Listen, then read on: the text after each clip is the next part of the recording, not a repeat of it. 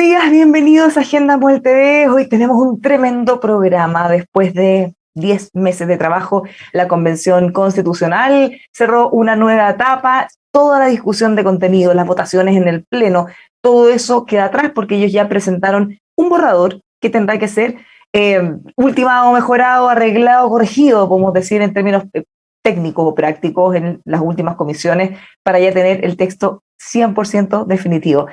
¿Qué es lo que viene ahora? ¿Cuál va a ser el trabajo de estas comisiones? Vamos a estar conversando de eso en profundidad junto a tres destacadísimos abogados. Se los presento desde ya. Marisol Peña, académica del Centro de Justicia Constitucional de la Universidad del Desarrollo, expresidenta también del Tribunal Constitucional. ¿Cómo está, Marisol? Muy bien, Bárbara. Muy buenas tardes a todos. Muchas gracias por acompañarnos. También estamos junto a Tomás Jordán, investigador del Observatorio Nueva Constitución. ¿Cómo está, Tomás? Hola Bárbara, hola Marisol, hola Jorge, un gusto. Muchas gracias. Y también nos acompaña, ya lo ve en pantalla, Jorge Correa Sutil, abogado constitucionalista. ¿Cómo está, Jorge? Bárbara, muy buenas tardes. ¿Qué tal? Bueno, le propongo partir, antes de meternos de lleno en todo lo que viene, en las tres comisiones de preámbulo, artículos transitorios y armonización, que nos cuenten a grandes rasgos qué es lo que más les gustó o les parece mejor de lo que se aprobó hasta ahora y qué es lo que menos, lo más complejo, Marisol. A mí lo que voy a partir por lo que menos me gustó, la ruptura con la tradición democrática y republicana chilena, en muchos sentidos, la eliminación de importantes equilibrios que tenían que ver con los frenos y contrapesos al ejercicio del poder político. Y en tercer lugar, tampoco me gustó la imposición, digo con forceps normalmente, de un modelo de Estado plurinacional que considero que es muy ajeno y distante a nuestra realidad y a nuestra cultura. Y al revés, las cosas que le parecieron mejor, más razonables o que más le gustaron. A ver, las cosas que más me gustaron, indudablemente acerca una constitución del siglo XXI al reconocimiento de algunos derechos que tienen que ver con las dinámicas propias de la globalización de los tiempos que corren, entre ellos el reconocimiento amplio de derechos en materia digital, creo que constituye una novedad muy importante. Me quedaría por ahora en lo positivo con ese factor. Muchas gracias, Tomás, ¿cómo lo ves? Sí, cosas que me parecen positivas y bien logradas. Uno, porque, bueno, una aspiración de muchos que estábamos aquí, la idea del Estado social, me parece clave, la forma de poder entender el Estado y su relación con los privados, en materia sobre todo de derecho social y corrección de desigualdades. Dos, me parece, a mi juicio, lo mejor logrado en términos político-técnico, por decirlo de alguna manera, el Estado regional. Me parece que hay un espacio ahí, o hubo un espacio verdadero de acuerdo político entre las fuerzas políticas y sociales. Creo que técnicamente está bien también mejor logrado que otros apartados del texto constitucional, y yo creo que la característica de esa comisión es que fue bien llana abrirse a lo que podían o no podían hacer. Es decir, partieron muy en una posición más profunda de lo que se llama un cuasi federalismo, que técnicamente no es real, pero para ejemplificarlo así, y termina con un Estado descentralizado, podríamos decir, podría haberse definido como un Estado unitario ultra, bien descentralizado, y sería lo mismo, el mismo texto. Entonces me parece que esos dos elementos son claves, y concuerdo con Marisol en algunos derechos nuevos, sobre todo de las distintas generaciones, porque incluso de los derechos, no sé, el derecho a la identidad me parece un derecho bien interesante, el libre desarrollo de la personalidad, también la naturaleza, me parece, lo ligado a la naturaleza, no el derecho a la naturaleza en sí mismo, porque es más complejo. Y sobre lo menos logrado, lo voy a decir así, yo creo que también hay un tema de intensidades, es decir, la misma naturaleza como eje rector me parece que es correcto, pero en una alta intensidad puede ser disruptiva en el texto final. Y lo mismo me parece con la plurinacionalidad, y no se concuerdo en algo con la Marisol, que yo estando de acuerdo con la plurinacionalidad, no tengo ningún reparo en la cláusula de plurinacionalidad, pero me parece que puede terminar en una ecualización no necesariamente tan armónica en el texto final. Y eso puede traer ciertas cuestiones, y ahí lo hemos hablado alguna vez, Bárbara, sobre la ejecución del pluralismo jurídico, no fue totalmente bien cerrada, hay varias cuestiones, y me quedaría por ahí. Esto va a ser muy relevante cuando conversemos después en el rol que va a tener la Comisión de Armonización y de los artículos transitorios. Vamos a retomarlo más ratito. Jorge, para usted. Entre las cosas más positivas, yo diría que se destraba la capacidad del Estado para atender las necesidades sociales que estaba trancada en la Constitución que nos rige. Me parece que hay impulsos muy valiosos que no están bien logrados. La integración y el reconocimiento de los pueblos originarios me parece que es un impulso muy valioso, la descentralización también, pero al igual que el caso de los pueblos originarios me parece que no está logrado. Entre las cosas más negativas, quisiera mencionar dos que se han mencionado poco. Yo creo que hay una traba al crecimiento, particularmente en aguas y en minería, muy riesgosa para el Estado de Chile y para la realización de los derechos económicos y sociales. Ahí se hace improbable el buen gobierno por el sistema electoral, sobre todo ausente en el texto constitucional.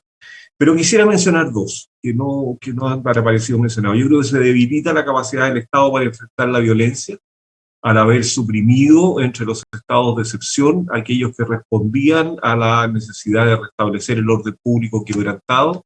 Solo queda el estado de asamblea y el estado de sitio cuando hay enfrentamiento armado en el estado interior, pero los riesgos de orden público no son enfrentados.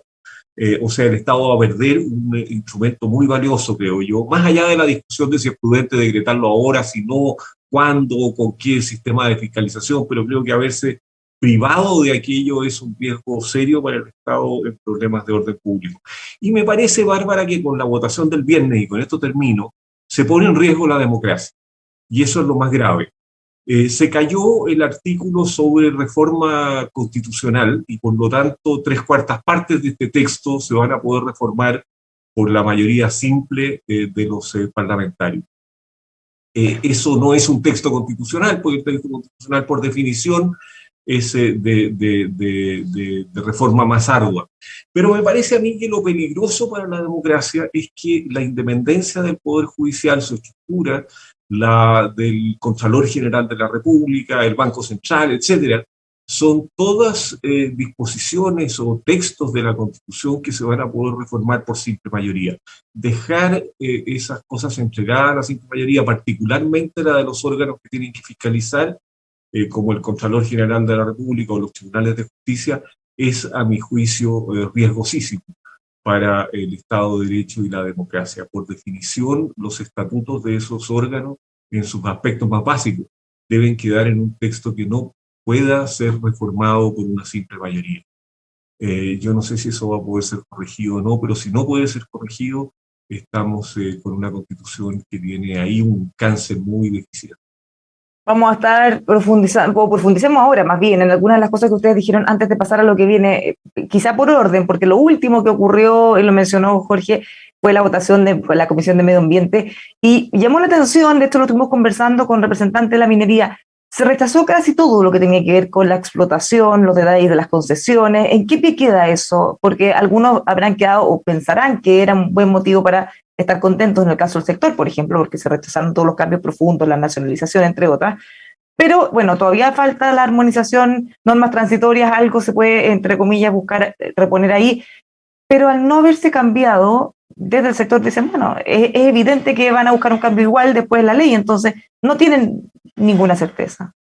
¿Cómo lo ve Jorge, ya que usted lo mencionó? La palabra propiedad y la palabra derecho desaparecen del Estatuto Constitucional de la Minería. Es cierto que no se nacionaliza, pero todo el régimen de concesiones, o de como quiera llamársele, queda entregado a la ley. A mí me parece, yo mencioné el Poder Judicial y la Contraloría General, que me parecen las más graves, pero yo diría que alguna orientación respecto de los derechos mineros debió haber quedado en la Constitución, no con la extensión de la que tenemos hoy día, pero es una actividad demasiado importante, es una actividad de demasiado largo plazo, y es posible, es probable, creo yo, que la falta de toda regulación constitucional de propiedad en esa materia minera vaya a frenar la inversión minera, y eso podría ser muy, muy malas noticias para Chile. Marisol, hace algunos instantes Diego Hernández nos decía que finalmente el que no se haya llegado a un acuerdo y se haya dejado todo eso fuera bueno, puede ser casi incluso peor, porque por último podrían haber tenido algún grado de certeza, no aprobando, por supuesto, la nacionalización o las cosas más complejas, pero algo.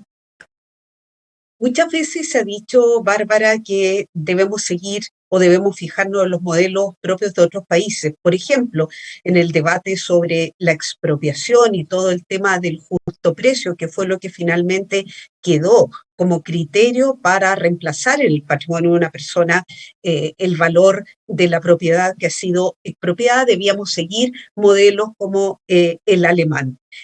Yo creo que esto es absolutamente aplicable a la empresa minera y en general a la actividad minera del país, que ha representado históricamente la más importante fuente de divisas para el país. Y tenemos una triste historia de la cual hay registro en la reforma constitucional del año 1971 de lo que significa la nacionalización, en ese caso de la gran minería del cobre, cuando tuvimos embargado en los principales puertos del mundo el cobre chileno, producto de las demandas que las compañías que habían invertido en Chile dirigieron contra nuestro Estado. Por lo tanto, lo que quiero decir que desde el punto de vista del contexto histórico de nuestro país, la regulación cabal completa de la propiedad minera era muy importante. Como dice Jorge, y suscribo lo que él ha dicho, para fortalecer la inversión. Y a esto se une una tendencia que yo veo transversal en toda la Constitución, que es una desconfianza hacia el sector privado. En tiempos que toda la teoría política habla de la importancia de la gobernanza, de las alianzas público-privadas, donde los privados vienen a compartir decisiones con el Estado, pero que eso también se aplica a el incentivo a aquellas actividades que los privados pueden abordar razonablemente aportando al desarrollo del país. Por lo tanto, para que las personas que nos están escuchando entiendan, sustituir o reemplazar el régimen de propiedad sobre las concesiones mineras que hacía alusión Jorge, por un régimen de concesiones administrativas que va a ser regulado por mayorías coyunturales a través del despacho de leyes, es simplemente dejar en un nivel de protección sin precedente el desarrollo de la actividad minera. Y agrego por último que frente a aquellos que digan, bueno, pero si no importa que no quede en la Constitución porque ya la ley podrá regularlo. No nos olvidemos que las leyes, por regla general, ¿verdad? Y ese es el estándar que aplica la nueva Constitución, deberán ser aprobadas por la mayoría de los diputados presentes en el Congreso de Diputadas y Diputados. Es decir, por quórum tan bajo, que eso no garantiza verdaderamente que mayorías en torno a temas tan importantes como este, mayorías sólidas, robustas, estén respaldando la respectiva regulación. Tomás, ¿cómo ve esto? Que al final son temas que tienen implicancia no solo para la minería, sino que uno podría irlas extendiendo a varios ámbitos más. Sí, a ver, no tengo una posición tan dura, por decirlo así, como la expresa Jorge Marisol. Creo que sí debió ser mejor tratado, creo que sí merecía un estatuto constitucional en la cual se regulara su concesión, el permiso, la caducidad, eso sí debió haber ocurrido, pero el estatuto propiamente tal, constitucional, no es un mal estatuto lo que quedó. Lo que pasa es que estamos estableciendo, o más bien mirando lo que faltó porque se cayó en la negociación final del último día. Entiendo que ahí hubo una disputa entre los sectores de la convención y se vetaron mutuamente los estatutos. En ese sentido, por un lado, el estatuto constitucional me parece que es un estatuto constitucional adecuado, que establece los elementos básicos de esto, y dos, como ocurre con el resto de la Constitución, no solo con la minería, va a ser el legislador que lo va a regular, y por tanto aquí no hay una cuestión excepcional de perjuicio en contra de un sector de la actividad.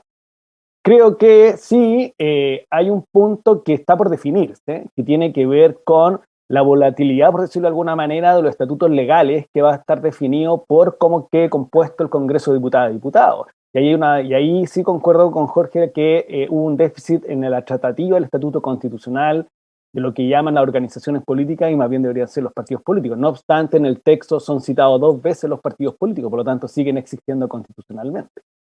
Y en ese sentido, toda esta cuestión de las regulaciones de la actividad económica va a estar determinada básicamente si tenemos un Congreso fragmentado o un Congreso plural, pero con moderación en su número. Entonces son dos escenarios diferentes en lo que viene. Lo que más claro, sí, es que se dejó el legislador y por lo tanto será... Pero ya no es cuestión de entrada, que las normas vigentes son las que rigen a partir de este estatuto, ¿no? No hay inconstitucionalidad sobreviviente por la entrada en vigencia de un texto constitucional. Es decir, van a regir, por lo tanto va a haber una discusión legislativa pronta, seguro, sobre cómo se va a regular esta cuestión. Y veamos qué pasa en armonización también. Jorge. Yo quería decir que yo creo que sería interesante que quienes nos escuchan leyeran los artículos sobre el Estatuto Constitucional de la Minería. Lo que hay allí es un conjunto de requisitos para que se desarrolle la minería con protección del medio ambiente. Eso está muy bien, pero no existe nada sobre la manera, ni siquiera concesiones administrativas, Marisol. No existe nada respecto de los títulos con que futuros mineros van a poder explotar su minería. Yo no soy partidario de que las constituciones sean extensas y traten muchas cosas, pero para un país donde los mineros han estado acostumbrados a una propiedad muy protegida, sacarles aquello y dejarlo enteramente entregado a la legislación que puede sostener de que estos son, por ejemplo, permisos y que por lo tanto se pueden quitar en cualquier momento, etcétera. Entonces, o que se va a nacionalizar, como venía proponiendo una parte de la convención. Eso hace que el inversionista minero se retracte de hacer inversiones que solo van a rentarle después de 10 o 15 años. Entonces, a mí me parece que ahí se cometió sencillamente un error, digamos, que yo creo que no puede salvar la comisión de... Y claro, como dice Tomás, y aquí termino, como dice Tomás, todo esto depende de cómo funciona el Congreso. Porque si funciona bien, vamos a tener leyes estables, vamos a tener seguridades, vamos a tener una serie de cosas, pero el sistema no está para que funcione bien. Piense usted, Bárbara, de que el sistema electoral, la Constitución prácticamente no dice nada, dice que tiene que tener un criterio de proporcionalidad. Por lo tanto, son los parlamentarios, los incumbentes, quienes van a fijar su propio régimen electoral. Eso significa que típicamente van a ser un sistema electoral que favorezca a la mayoría, no van a ser por mayoría, va a favorecer a la mayoría, y va a haber menos alternancia en el poder. Es un sistema que no pone límite al porcentaje con el cual se puede ser electo o con el cual puede sobrevivir un partido político. O sea, vamos a tener muy probablemente tanta o más fragmentación de la que tenemos hoy día. En fin, suma y sigue, digamos, los vetos del presidente de la República, hay un incentivo fuerte a que sean totales. Hay un incentivo para que los parlamentarios presenten proyectos de ley que tiene que concluir el presidente de la República, de tal manera que éste se enfrente con ellos o se rinda ante ellos. Yo creo que hay un conjunto de figuras regulatorias del proceso legislativo que hacen muy improbable que tengamos un buen proceso legislativo. Le doy la palabra a Marisol y a Tomás, que la acaban de pedir, pero le agrego también, se podría generar, Marisol, un problema estructural en el sentido que, tal como decía Tomás, vamos a depender de cómo funciona la coyuntura del Congreso, qué tipo de Congreso o composición tengamos en cada momento, siendo que actividades como la minería son a muy largo plazo. Entonces, en el fondo, cuando ellos piensen en un proyecto a por lo menos 20 años, van a tener que considerar tener varios congresos entre medio que podrían cambiar la regla. Bueno, partamos diciendo que los estudios que ya se han realizado sobre el particular y que han sido difundidos por grupos de economistas están mostrando desde ya que existen desincentivos a la inversión en el país, sobre todo a la inversión extranjera, que está asociada a la claridad de reglas y a la estabilidad de las reglas a través del tiempo.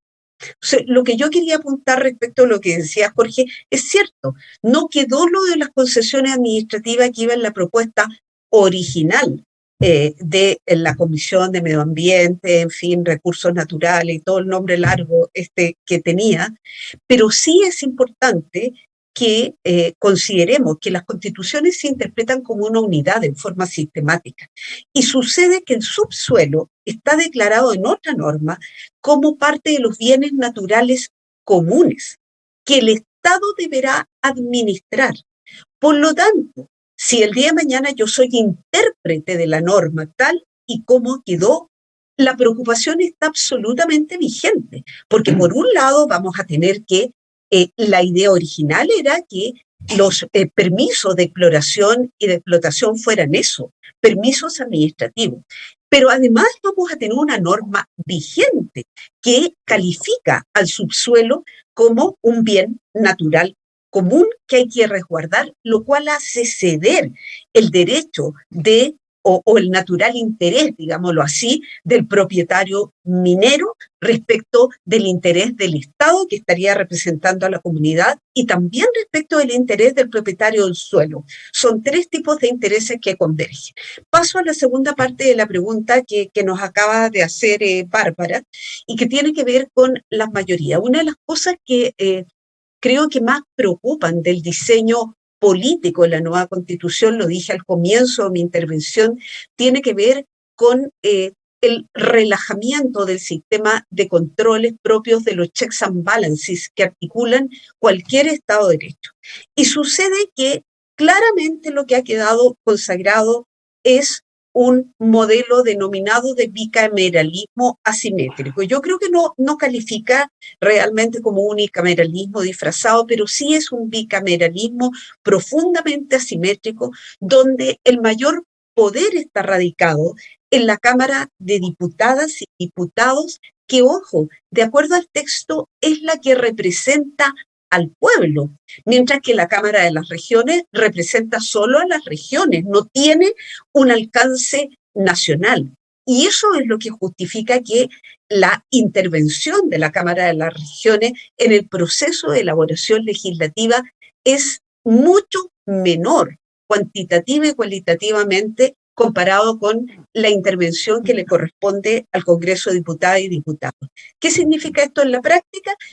Para decirlo en términos muy simples, que si el presidente, aunque se haya diferido la fecha de la elección del presidente en relación con la del Congreso de Diputadas y Diputados, logra conformar una mayoría política importante en el Parlamento, realmente quien quiera empeñarse en una política como la que se desprende hoy día de la Constitución, de la propuesta que se nos hace, en orden a minusvalorar el aporte de los privados con un derecho fuerte, potente, que los proteja en el desarrollo de la actividad minera, va a tener el camino pavimentado en el Congreso de Diputadas y Diputados, sin que la Cámara de las Regiones, como hoy día sí lo habría sido el Senado, pueda ser un contrapeso real y eficaz desde el proceso, desde el punto de vista del proceso de elaboración de la ley.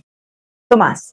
Sí, una precisión, que Marisol citaba el subsuelo, y es interesante porque esa norma del subsuelo, y ya que estamos aquí entre abogados, declara algunos bienes comunes naturales como inapropiables, pero no el subsuelo. Por lo tanto, habilita un estatuto propietario necesariamente, porque no lo declara como inapropiable. Declara otros bienes como inapropiables, que son el agua en todo su estado del aire, y por lo tanto el resto de los bienes naturales comunes pueden ser apropiados según el propio texto. Entonces ahí me refiero que hay ciertos elementos que, dependiendo de un legislativo correcto, no hay cierta incerteza posible en ese sentido. Porque en el fondo hay elementos constitucionales que permiten tener una regulación, me parece adecuada, y como digo, sigue vigente la norma actual hasta que no se modifique, por lo tanto hay una discusión legislativa futura. Y sobre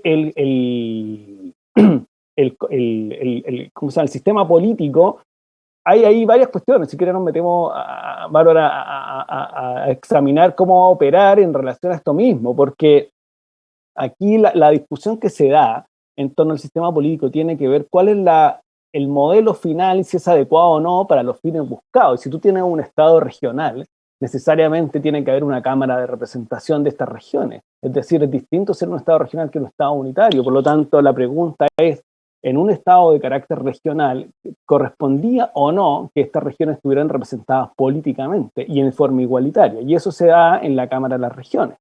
Por lo tanto, además, en las cámaras de regiones, si no recuerdo mal, me corregirán, puede pedir todo proyecto de ley conocerlo, otros proyectos más allá del listado, siempre y cuando lo adopte por mayoría y sea aceptado por mayoría. Por lo tanto, ahí hay una negociación política que se va a dar en cuanto a proyectos políticos, o sea, proyectos de ley relevantes. Ahí Sí hay un punto que para mí es complicado, que tiene que ver con otra cosa, que tiene que ver con la iniciativa financiera del presidente de la República. Yo creo que es el punto neurálgico del sistema político chileno y se entregó a estas leyes de concurrencia presidencial necesaria. Es decir, si uno con cierta lectura, bueno, Jorge tiene mucha más experiencia que nosotros en el aparato público, pero una de las cuestiones claves para la conducción política en un sistema presidencial es cuál es la herramienta que tiene el presidente para conducir. Le queda la ley de presupuesto. La ley de presupuesto y seguramente la potestad reglamentaria autónoma que se engrosó y por lo tanto se volvió a este mínimo, dominio mínimo legal y por lo tanto mientras no haya una regulación legal de una materia, la va a poder regular reglamentariamente. Yo creo que esos son los dos instrumentos que hoy día tiene el presidente en el borrador de texto. Tomás, a propósito, ya lo mencionaba en la primera intervención y también después le doy la palabra a los demás a propósito de cosas que no va a ser difícil evaluar porque podrían ser muy buenas o quizás muy complejas dependiendo de las bajadas que se hagan después. Por ejemplo, el pluralismo jurídico, por nombrar uno. Si uno mira la experiencia comparada, hay casos en países desarrollados que funcionan muy bien, pero hay un marco que no se le puso, un coto respecto a, por ejemplo, cuáles van a ser las materias que deberían estar o no. Si es que se hubieran incorporado, habría mucha más tranquilidad respecto a la que tenemos hoy y justamente en este vacío donde uno ve a todos los temores que van saliendo de todos los sectores. Sí, completamente. Así que, sí, o sea, lo hablamos hace una semana. Yo creo que el gran déficit del pluralismo es definir las reglas básicas. Y alguna vez lo conversamos con Marisol en otro lugar donde hemos estado, de que incluso la Constitución boliviana se encarga de definir entre quiénes se aplican las materias y su ámbito geográfico incluso. Entonces eso da seguridad y garantía a las personas que no pertenecen a los pueblos y saber de antemano cómo va a funcionar.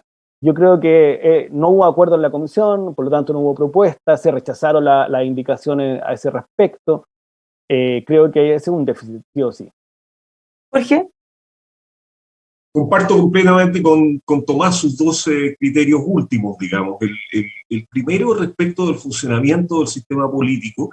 Yo creo que el problema no está, o no está tanto, digamos, en el desequilibrio entre las dos cámaras, sino que está en el juego entre el presidente de la República y el Congreso. La forma de elección del Congreso entregada a la ley, vamos a terminar con una mala ley, no me cabe ninguna duda, porque los incumbentes van a hacer la ley para mantenerse en el sistema, en el poder. Y eso no es de extrañar, Bárbara, ni debiéramos poner el grito en el cielo y decir que malos son, si la gente normalmente se mueve por sus propios intereses, y eso es lo que va a ocurrir.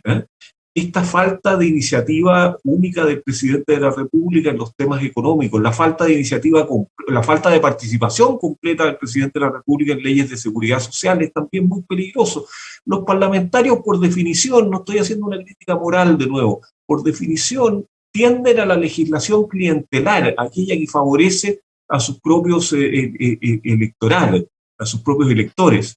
Y se producen, hoy por ti, mañana por mí, o tú me apruebas esta norma y yo te apruebo esta otra, que favorece a tus electores, favorece al otro. El presidente de la República, el jefe de Estado, es el único que tiene como electores a todo el país. Y por lo tanto, esta iniciativa que tanto nos costó en la historia de Chile para poder ponerle fin a la inflación, para poder poner fin a la iniciativa, a las leyes especiales que favorecían a un grupo o a otro, que les permitían jubilar después de 14 años de trabajo, etcétera, la estamos poniendo en riesgo. El presidente de la República no tiene que participar en las leyes de seguridad social, eso es tremendamente negativo. Y no tiene iniciativa exclusiva en materia de gasto. Entonces, los parlamentarios van a presentarle proyectos de ley que favorezcan a sus electores y después lo van a presionar y le van a decir, mire, presidente, le vamos a aprobar la ley X o Z a condición de que usted favorezca a mis electores de Antofagasta en este proyecto, o qué sé yo, o de cualquier lugar. Eso va a significar una tensión permanente que hace muy difícil la buena gobernabilidad. Y comparto también en materia de pluralismo jurídico y de justicia indígena que teníamos que ir abriendo la puerta en esa dirección, pero no se puede hacer un cambio tan radical como sostener que las autoridades indígenas nos dicen cuáles. pueden ejercer la justicia. Por lo tanto, ahí va a haber un problema porque todos van a querer ejercer la justicia y no se dice en qué ámbito, respecto de qué personas, en qué ámbito territorial, en qué materias. Yo creo que eso debió quedar un poco más especificado. No es bueno delegar a la ley una materia tan trascendente cuando tú abres una puerta tan grande. Es posible que terminemos bien, que la legislación lo acote a materias específicas, a personas específicas, a territorios específicos, ojalá, pero también podemos terminar mal. Nos quedamos ahí con esa incertidumbre. Bueno, lamentablemente por cuestión de tiempo vamos a avanzar a lo que viene porque podríamos estar, son muchísimas horas, son 499 artículos los que se aprobaron, al menos de forma preliminar, porque se espera que en armonización se puedan reducir. ¿Qué viene ahora? Tenemos las 3 comisiones, ya lo habíamos anticipado. Partamos por preámbulo, Marisol. ¿Cuál es la relevancia de esta comisión? Algunos han dicho que puede ser muy interesante respecto a que algunos principios que queden allí puedan servir para interpretar cosas eventualmente en el futuro, pero ¿eso es necesariamente así? ¿Cómo lo ves? A ver, los preámbulos, hay que decir, normalmente están llamados a 2 grandes tareas. En primer lugar, a diagnosticar la situación mediante la cual el respectivo instrumento jurídico quiere avanzar de una forma distinta hacia adelante. Y lo segundo es a recoger principios y valores que son los propios, digámoslo así, de la identidad de ese pueblo que ha querido dotarse de una organización político fundamental. Si uno mira, por ejemplo, el preámbulo de la Carta de las Naciones Unidas del año 45, podrá observar que hay una alusión directa al impacto que produjeron las 2 grandes guerras mundiales y la reafirmación necesaria del valor de la paz y del respeto irrestricto de los derechos humanos. A mí me parece, tengo la impresión, incluso cuando fui a exponer a la Comisión de Principios Fundamentales de la Convención y se trató el tema del preámbulo, a mí me parece que la idea va a ir porque el preámbulo consigne básicamente este diagnóstico. Hemos sido una sociedad dividida históricamente, en que ha habido grupos invisibilizados, históricamente postergados, y donde el valor de la igualdad no ha logrado ser traducido en una efectiva equidad e igualdad de oportunidades para todos. Yo creo que básicamente el preámbulo va a ir por ahí. ¿Y por qué digo que el preámbulo, más bien a mi juicio, va a ser acotado? Yo lo he llamado en alguna otra parte, va a tener un carácter básicamente testimonial y no un impacto jurídico decisivo, porque esta Constitución que se nos propone, igual que la que está vigente, contiene principios dentro del articulado. Por lo tanto, los jueces recurrimos a los principios y valores del preámbulo cuando las constituciones están muy en la lógica tradicional de ser instrumentos simplemente que contribuyen a limitar el poder del Estado, pero donde hay pocos principios y valores desarrollados. Ahí es donde, por ejemplo, el Consejo Constitucional francés acude frecuentemente al preámbulo, que a su vez se remite a la Declaración de los Derechos del Hombre y del Ciudadano y al preámbulo de la Constitución de 1946. En nuestro caso, principios como la plurinacionalidad, como la paridad, el principio del Estado regional, el principio de la igualdad sustantiva, están claramente insertos dentro del articulado de la Carta Fundamental, lo que a mi juicio permitiría sostener que la Comisión de Preámbulo no tiene, no quiero decir una labor muy desafiante de por medio, pero la califico de esta manera. Creo que va a ser una labor básicamente testimonial. ¿Están de acuerdo, Tomás, Jorge, o discrepan en algo? Ojalá las constituciones no tuvieran preámbulos y tuvieran muy pocos principios. Yo creo en la constitución de reglas. Finalmente los preámbulos y los principios, Bárbara, sirven para que los jueces constitucionales interpreten las constituciones del modo ideológico a los que ellos adhieren.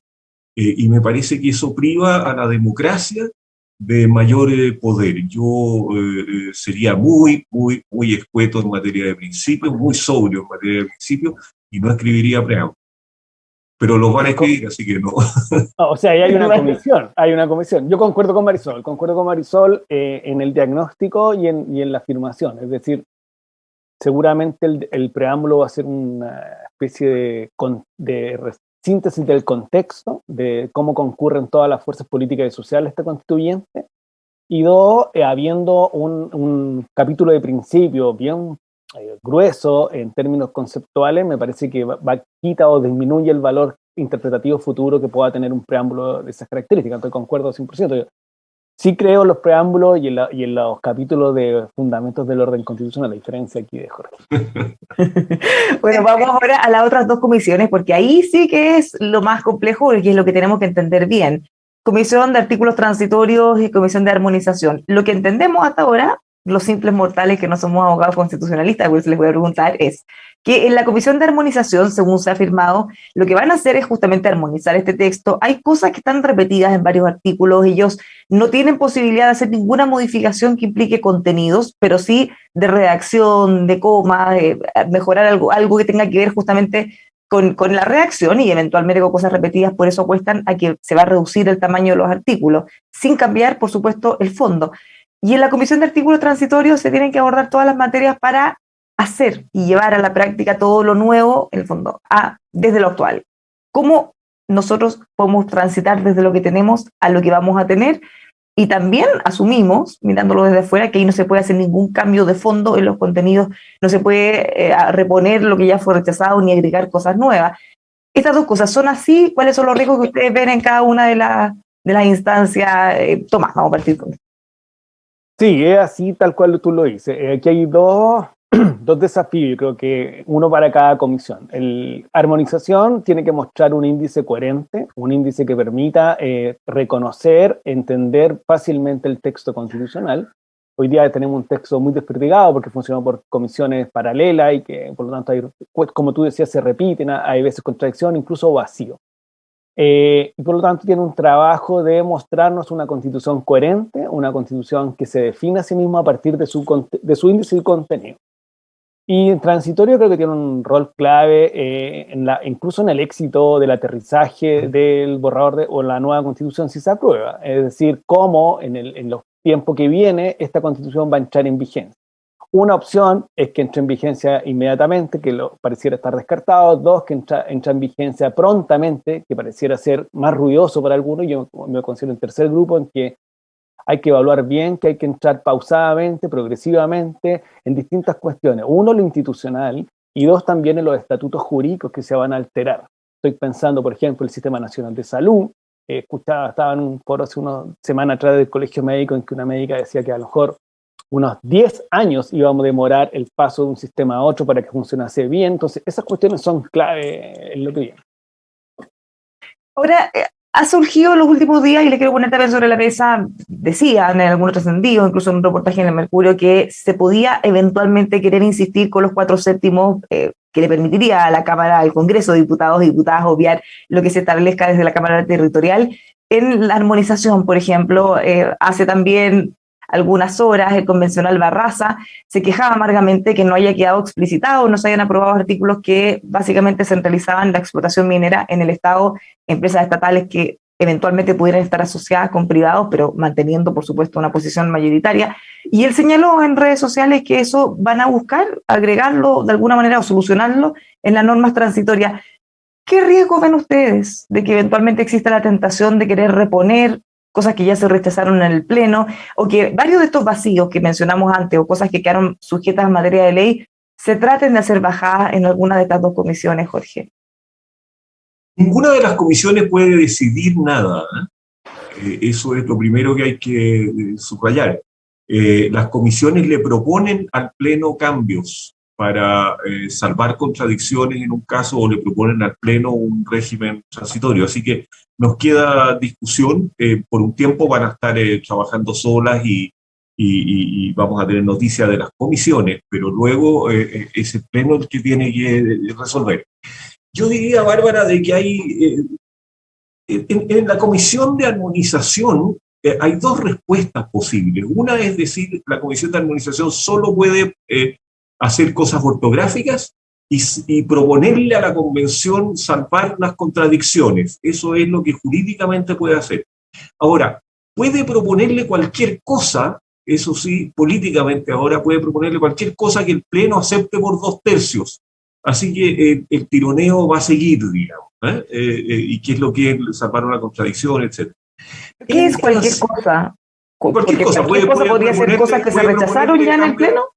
Cambios sustantivos, y si el Pleno se lo acepta por 2/3, bueno, pasó, digamos. No debía ocurrir, pero políticamente puede ocurrir.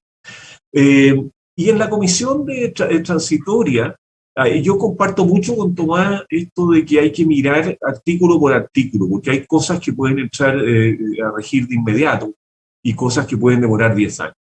Y por lo tanto hay que hacer las distinciones necesarias. Y lo segundo que yo estaría muy atento, Bárbara, porque políticamente es muy importante, es cuál va a ser la regla respecto de lo que puede modificar o no modificar en el texto de la Constitución, en caso de que gane el apruebo, la Cámara de Diputados y el Senado actualmente en vigor. O sea, va a quedar con imposibilidad de modificación o con posibilidad de modificación. Y eso yo creo que es muy, muy importante. Marisol, ¿cómo ve estos dos aspectos que mencionamos? A ver, lo primero que quiero decir es que con fecha 14 de mayo, la mesa directiva de la Convención Constitucional aprobó el protocolo de trabajo de la Comisión de Armonización y mi concepto le raya bastante bien la cancha a partir del reglamento general, al punto que señala que lo primero que tiene que hacer la Comisión de Armonización es recibir las indicaciones de la lingüista que ha sido contratada especialmente por la Convención Constitucional para hacer correcciones de estilo. Una vez conversado aquello, discutido aquello, viene una segunda parte, digamos así, del trabajo de la Comisión de Armonización, que tiene que ver ya con la armonización propiamente tal del texto, normas que se encuentren repetidas. Para ilustrar a quienes nos están escuchando, quiero llamarles la atención que, por ejemplo, las referencias a la probidad se encuentran repetidas prácticamente en todos los capítulos que tienen que ver con órganos del Estado. Ya no es solamente un principio toral de la nueva Carta Fundamental, sino que está repetido en todas partes. Eso probablemente va a tener que ser unificado solamente bajo un principio. En consecuencia, a mi juicio, la Comisión de Armonización tiene, desde luego, bastante rayada la cancha, y es claro que ni el convencional Barraza ni otros convencionales podrían intentar por ahí, como quien dice, por el lado, tratar de manipular los contenidos que, de fondo, me refiero, por supuesto, que ya han sido aprobados por el Pleno de la Convención. Sí, pero el convencional Barraza se refería a las transitorias. Exactamente. Pero en el caso de la Comisión de Normas Transitorias, yo sí veo que podría replicarse lo que vimos en la última etapa de discusión con ocasión de la reforma constitucional y el tema de los 4/7, cuando, habiendo sido rechazada esa norma como propuesta de una de las comisiones, fue repuesta por otra comisión, la del Sistema de Justicia, que había llevado su último informe en esta etapa postrera del trabajo de la Convención Constitucional, lo que fue duramente representado en ese mismo momento por convencionales como Ruggiero Cosi, Felipe Arboe y Ruth Hurtado, que fueron de aquellos que intervinieron. Entonces, a mí nada me permite descartar con fundamentos lo que ya ha ocurrido, que aun cuando todos aquí estamos contestes en que las normas transitorias tienen por objeto simplemente facilitar el paso de una situación a la otra, puede ocurrir algo que Jorge dijo al comienzo y que yo quiero rescatarlo porque es muy importante. Pueden alterarse bases importantes de la democracia. Por ejemplo, en este tema de hasta cuándo duran los senadores que van a desaparecer en función de representantes que van a integrar una Cámara de las Regiones, ¿qué duda cabe que ahí está involucrado el principio democrático? Porque fue el pueblo quien directamente se pronunció por conferirles un mandato de confianza. Entonces, en suma, yo diría que a mí en lo personal la comisión que más me preocupa como abogada, como profesora, es la Comisión de Normas Transitorias de las 3 que hemos comentado acá. Finalmente, Tomás, ¿cómo ves? Estos riesgos no son tan latentes. Vamos a estar todos mirando, además, no es tan fácil con tantos ojos encima, sí, como ocurrió en esa votación del viernes. Sí, yo creo que hay dos cosas. Una, y concuerdo en general con lo que se está diciendo. A ver, yo creo que el convencional Barraza responde a una lógica de funcionamiento que ha operado en la convención, que no necesariamente le hace bien a la convención, que es tratar de no perder nunca. Pasó con eliminar los 2/3, pues, fue infinito, hasta la nueva directiva se tuvo que pronunciar para bajar el quórum y por lo tanto hay una lógica ahí. Ahora bien, yo entiendo que el convencional Barraza insiste porque algunas veces gana. Entonces es una técnica bien afiatada que tiene. Pero creo que, como se vio en estos últimos días, ya tanto el colectivo socialista, la centroizquierda y la izquierda más moderada de la convención no estaría para esos temas. Me parece que eso fue lo que quedó asentado en estos días. Entonces me parece que es parte de su diseño político, es parte de una estrategia comunicacional que sí creo le hace daño a la convención porque muestra esta eterna pelea interna en vez de mostrar confianza, unidad, que ya logran un texto que nos pueden trasladar. Porque ahí me quedo con un segundo, que yo creo que el desafío de las próximas semanas es mostrar que es un texto que los representa a ellos mismos. Y me parece y eso es lo que al final del día la ciudadanía va a evaluar si este texto es un pacto constitucional o una sumatoria de cuestiones.